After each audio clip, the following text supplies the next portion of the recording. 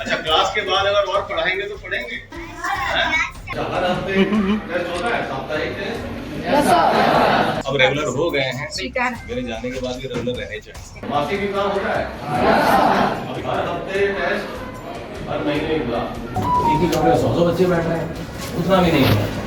ठीक है, एक कमरे में 50 बैठे हैं। बिहार की शिक्षा व्यवस्था को ठीक करने के लिए के पाठक लगातार बिहार के अलग अलग जिलों के स्कूलों में छापा मार रहे हैं। इसी दौरान के पाठक कल रोहतास पहुंचे। बिहार के रोहतास में के पाठक ने कई विद्यालयों का निरीक्षण किया।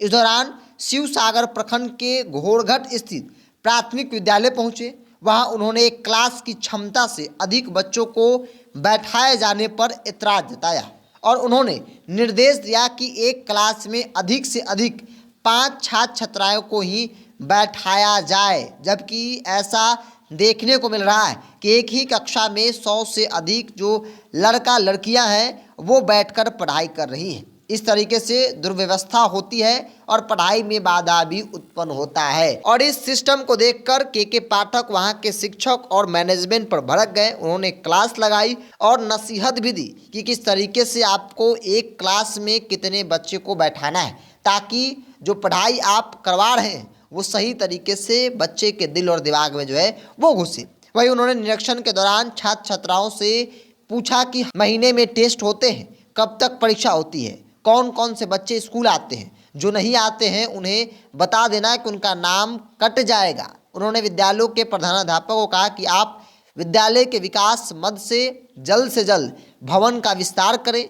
अगर पैसा की कमी हो तो विभाग को लिखें, विभाग तुरंत राशि उपलब्ध कराएगी। तो एक स्कूल के एक कमरे में 100 से अधिक बच्चे को पढ़ाया जाता है और इस तरह की व्यवस्था जो है वो न सिर्फ रोहतास में बल्कि बिहार के अलग अलग जिलों के अलग अलग स्कूलों में आपको देखने को मिलेगा। बल्कि सरकार का नियम कहता है, गाइडलाइंस कहता है कि एक कमरे में 30 से अधिक बच्चे को नहीं बैठाना है, लेकिन भवन और कमरों की कमी के कारण जो मैनेजमेंट है वो बैठाने को मजबूर है। लेकिन के पाठक का फरमान भी लगातार जारी होते रहता है और उन्होंने स्पष्ट तौर पे बिहार के तमाम विद्यालय के प्रधानाध्यापक को कह दिया है कि अगर आपको किसी चीज़ की ज़रूरत है, पैसे की कमी हो, तो फ़ौरन आप विभाग को पत्र लिखें, आपको पैसा मुहैया कराई जाएगी, ताकि बच्चों के पठन पाठन में किसी प्रकार की कोई दिक्कत नहीं होनी चाहिए। एक कमरे में 50-50 बच्चों को बैठाना चाहिए। वैसे सरकार की कोशिश एक कमरे में 30 बच्चों को पढ़ाना है,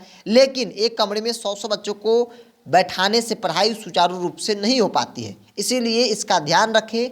हमारे जाने के बाद भी ये सिलसिला चलते रहना चाहिए। के पाठक ने तमाम बच्चों से एक एक करके पूछा कि पढ़ाई कैसी होती है, टेस्ट लिया जाता है कि नहीं लिया जाता है, महीने में कितने बार टेस्ट लिया जाता है, कौन बच्चे आते हैं कौन नहीं आते हैं। साथ ही साथ उन्होंने वहाँ के मैनेजमेंट को फटकार लगाई और कहा कि मेरे जाने के बाद भी एक कमरे में 50 से अधिक बच्चे नहीं बैठने चाहिए। अगर शिकायत मिली तो फिर आप पर कार्रवाई होगी।